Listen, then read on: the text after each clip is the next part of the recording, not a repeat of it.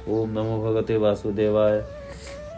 कार्तिक महात्म का 19वां अध्याय। यहाँ तक की कथा सुनकर महाराज पृथु ने नारद जी से कहा, हे महर्षि, प्रभु की कथाएं सुनते सुनते मुझे अपार आनंद आ रहा है। अब कृपा कर भगवान की पूजा किस भाव से करनी चाहिए ये बताएं। नारद जी बोले, हे महाराज पृथु, भगवान तो भक्ति के भूखे हैं। इस संबंध में मैं तुम्हें एक पुरातन कथा सुनाता हूँ। एक समय की बात है, कांतिपुर नामक राज्य में चोल नामक एक राजा राज्य करता था। वह बड़ा ही धर्मात्मा एवं प्रजापालक था। उसके राज्य में समस्त प्रजा सुखी एवं संपन्न थी। दरिद्र, दुखी अथवा पीड़ित ढूंढे से भी नहीं मिलते, अतः उसके नाम पर ही उसके राज्य का नाम चोल राज्य पड़ गया। एक दिन राजा मंदिर में भगवान की मणि मुक्ताओं आदि से पूजन करके वहीं एक ओर बैठ गया।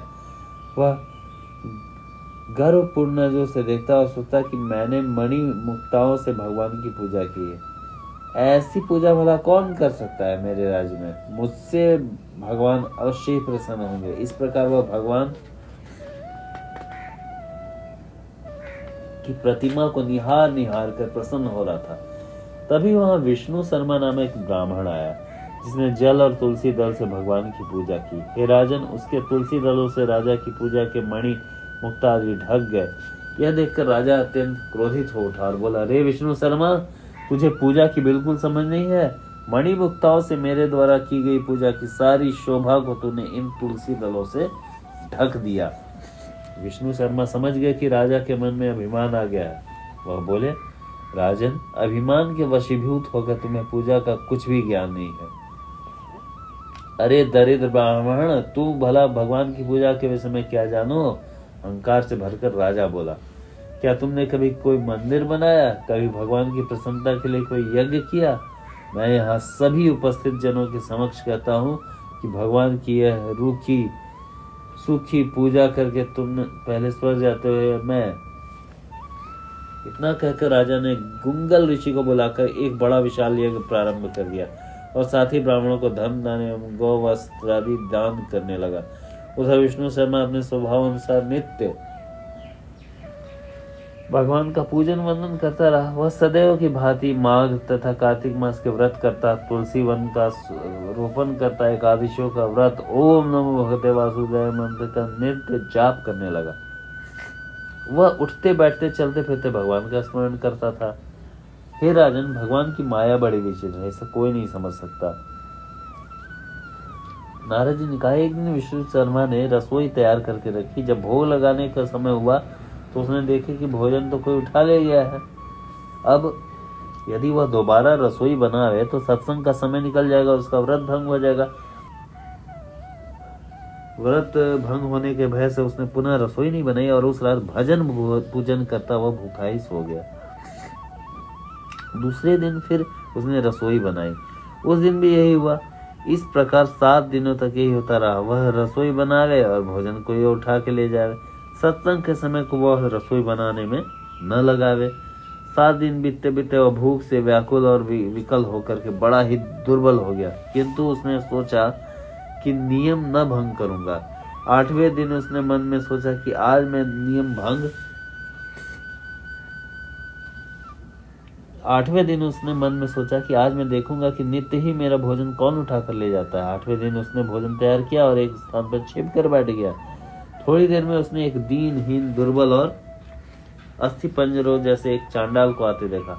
वह आया और भोजन उठाकर चला गया। उसकी दशा देखकर विष्णु शर्मा का हृदय द्रवित हो उठा। उसने उस चंडाल से कहा, अरे भाई, ये रूखा सूखा भोजन मत ले जाओ, मेरे पास थोड़ा घी है, वह भी ले जाओ।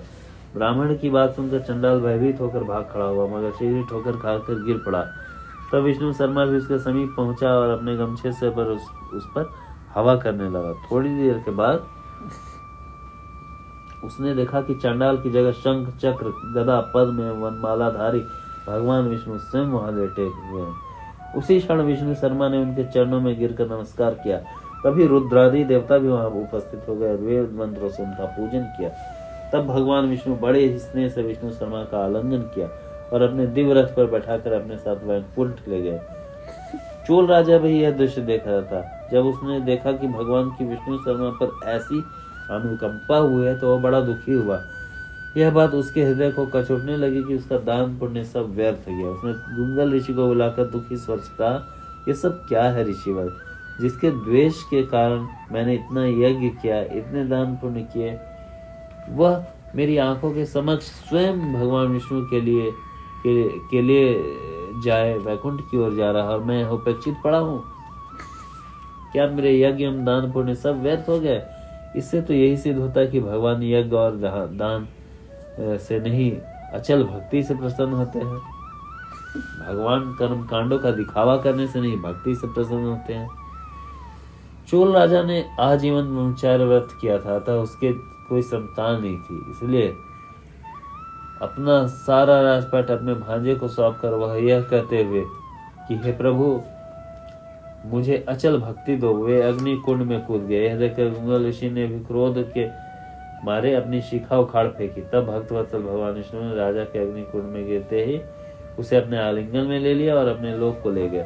वैकुंठ में उन्होंने विष्णु शर्मा को शील और राजा चुप को सुशील नाम देकर अपने द्वारपाल नियुक्त किए।